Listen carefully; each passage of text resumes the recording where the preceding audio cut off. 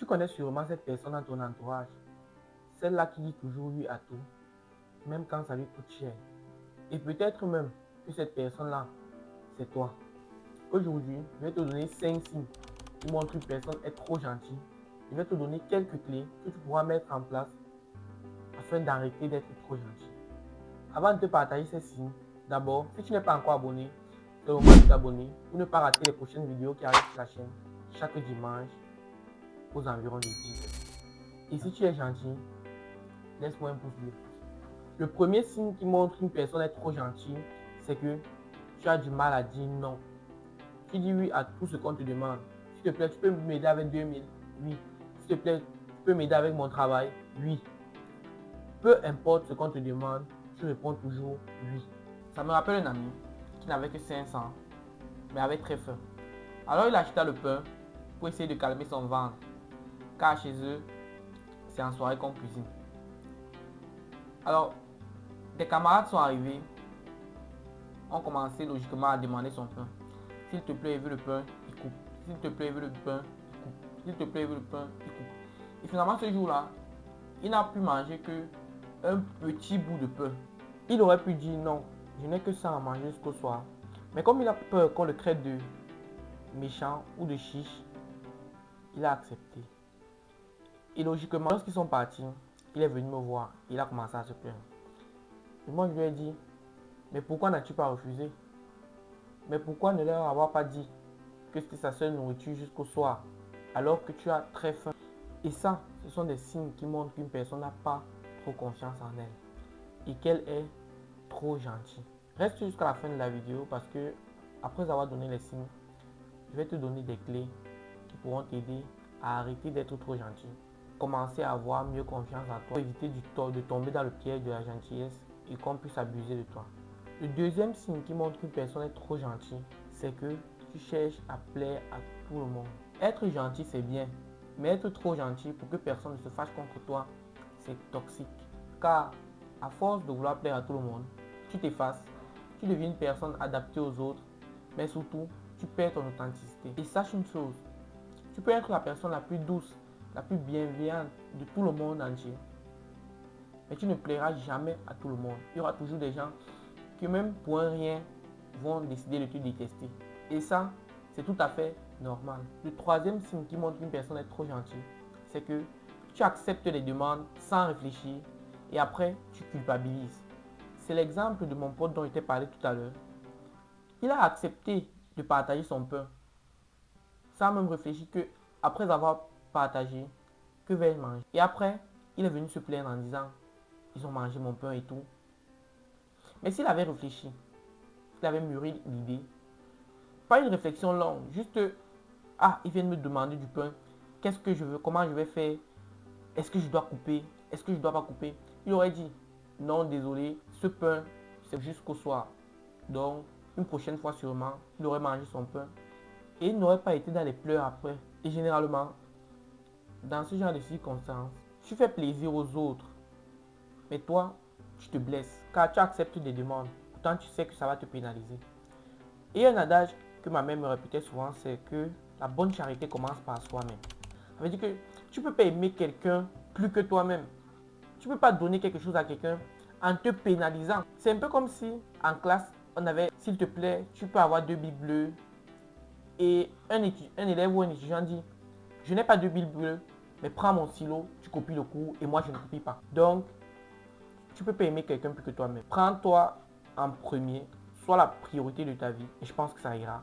Le quatrième et dernier signe, tu le fais probablement sans le savoir, c'est que les gens confondent gentillesse et bonté.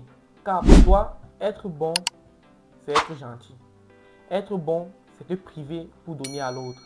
Par exemple, si je te demande 2000 et que c'est tout ce qui te reste, mais tu me donnes quand même tes 2000.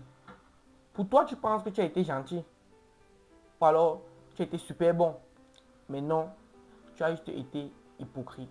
Parce que tu aurais pu me dire, c'est 2006, c'est tout ce qui me reste. Et j'ai quelque chose à faire avec. Donc, je ne peux pas te le donner. Et les gens qui se retrouvent dans ce genre de situation, ce sont des gens qui pensent que être bon, c'est tout donner à autrui. Tout donner ce qu'on te demande. Peu importe Si c'est qu'on te demande quelque chose et que tu as cette chose, tu vas donner. Mais laisse-moi te dire un truc.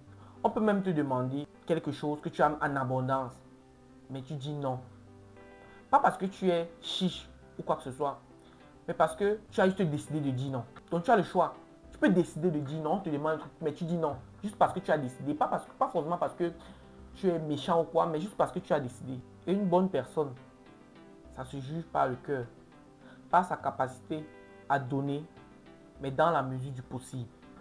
Pas à tout donner, non, mais à donner dans la mesure du possible, dans la mesure du concevable.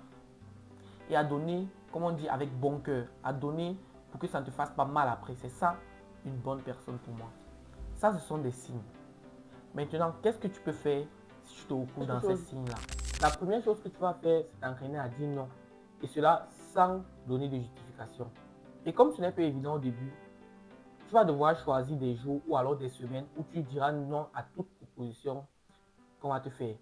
Par exemple, tu peux choisir durant au cours de la semaine que le lundi, le mercredi ou le vendredi, je vais dire non à toutes les propositions qu'on va me faire.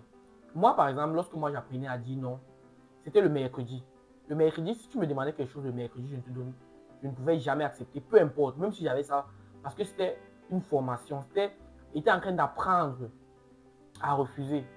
Parce qu'il faut dire, pas le passé, moi j'étais bon, hein, j'étais un bonbon, et on me suçait. Parce que on te demande tout, tu donnes toujours, on continue toi à te demander, et tu donnes toujours, et on continue toi à te demander. Donc, tu dois choisir des jours ou des semaines où tu vas juste te dire non. Sans justification, sans rien. C'est choquant et ça fait mal au début. Parfois même tu vas dire non, tu vas culpabiliser, mais c'est ça qu'il faut. Il faut être radical, mais de manière progressive. Par exemple, tu dis d'abord, je vais dire non une fois par semaine. Ensuite, tu dis, je vais dire non 2 fois par semaine. Ça peut être le mercredi comme moi. Ensuite, tu dis maintenant lundi et mercredi. Ensuite, tu dis lundi, mercredi et vendredi, par exemple. Et là, au bout de quelques semaines, tu auras appris à dire non. Et là, tu pourras maintenant redevenir normal. Parce que tu auras maintenant la latitude de pouvoir refuser des demandes qui ne te conviennent pas ou alors qui te font du mal. Et le principal avantage avec le fait de dire non, c'est que si tu as par exemple, on t'a peut-être demandé, tu peux venir me dire non. Et qu'après, tu réfléchis, tu peux rappeler la personne et dire oui, je peux finalement venir te dire. Donc le principal avantage avec le fait de dire non, c'est que tu peux dire non, après tu cogites et après tu dis oui. Pourtant, quand tu as dit oui, il est plus difficile de revenir sur sa décision. Mais lorsque tu dis non, il est très facile de revenir sur ta décision puisque la personne a besoin de ton aide. Donc même si tu dis non au départ et que tu reviens, la personne va accepter ton aide parce qu'il est dans le besoin. La deuxième clé, c'est de mettre des limites à certaines choses. Ça, c'est une clé fondamentale. Par exemple, moi, je vais taper du doigt ceux qui passent leur temps à demander des prêts. Ceux qui disent, s'il te plaît, je suis dans le besoin, j'ai besoin de 1000 francs, j'ai besoin de 2000. Et pour la plupart, généralement, ne te remettent pas. Ce que tu peux faire dans ce genre de situation, c'est d'utiliser des phrases comme désolé, aujourd'hui je n'ai pas. Une fois, désolé, aujourd'hui je n'ai pas. 2 fois, désolé, aujourd'hui je n'ai pas. 3 fois. Et je pense que la 4e fois, il sera même fatigué de continuer à te demander. Et si la 4e fois, il n'est pas fatigué, tu dis désolé, je n'ai pas. Et maintenant, pour ceux qui ont eu à prendre ton argent ou alors et qui reviennent encore te demander, ils ne t'ont même pas encore fini de te rembourser, mais ils reviennent encore te demander. Moi, j'ai été victime de ça. Que quelqu'un t'emprunte de l'argent, il ne t'a pas encore remboursé, mais il vient encore te demander en te disant que non, il est dans une situation. Ce que moi j'ai eu à faire, c'est que pour éliminer définitivement, c'est que j'ai dit, le prêt que tu m'as contracté il y a peu de temps, tu ne l'as pas encore remboursé. Donc considère-le comme le prêt que tu as aujourd'hui. Donc je lui ai dit, l'argent que tu avais là, prends ça comme l'argent que tu me demandes maintenant et on est clic. Et tu quittes derrière moi. Et ça a marché. Et depuis, plus un message de s'il te plaît, j'ai besoin d'aide. C'est vrai qu'au début, il a fait un temps, on ne parlait pas, mais après il a recommencé à parler, c'est devenu naturel. Donc c'est pour te dire quoi, lorsque tu commences à dire non, lorsque tu commences à t'affirmer, au début, les gens seront réticents parce qu'ils ne comprennent pas ce changement. Mais avec le temps, ils vont comprendre et ils vont apprendre à te respecter. La troisième clé, c'est de remplacer la culpabilité par la responsabilité. Exemple, s'il te plaît, j'ai besoin de quelque chose. Non, je ne peux pas te donner. Mais il fallait quand même que je lui donne. Il fallait. Et là, à la place de culpabiliser, tu te dis, je ne suis pas égoïste, je ne suis pas chiche. Ce qu'il m'a demandé, j'en avais aussi besoin. Parce qu'il faut savoir un truc. Tu n'es pas responsable des émotions des autres, mais tu es responsable de ta santé mentale et de ton temps. Donc, si tu veux passer ton temps à considérer ce que les autres pensent, laisse-moi te dire que ta santé mentale va en pâtir. Et comme je l'ai déjà dit plus haut dans la vidéo, la bonne charité commence par soi-même. Et pour mieux illustrer ça, quand moi j'apprenais à dire non, lorsque je réussissais à dire non, sans me justifier, je me félicitais que oui, tu es sur la bonne voie, tu es en train d'évoluer, félicitations, ok. Ça me permettait de gagner en confiance et de pouvoir redire non plus facilement. Aujourd'hui, je peux dire facilement non à toute demande, et venant de n'importe qui, sauf quelques exceptions près, parce qu'il y aura toujours des exceptions. Et je suis fier de moi, parce que j'ai pris du temps, j'ai appris à dire non. Et il y a une chose, quand on est bon une fois, c'est bien. Mais quand on est bon plusieurs fois, c'est bonbon. Et vous savez ce qu'on fait des bonbons? On les suce. Et après avoir sucé le bonbon, qu'est-ce qu'on fait? On jette le bâton. Alors, apprends à fixer tes limites, apprends à dire non et apprends à responsabiliser tes choix. Ça ne fait pas de toi une personne mauvaise, ni une personne égoïste ou une personne chiche. Au contraire, ça fait de toi une personne équilibrée et respectée. Si cette vidéo te plaît, n'hésite pas à la partager à un ami qui pourrait être dans le besoin. Si ce n'est pas encore fait, lâche-moi un pouce bleu, on reste ensemble.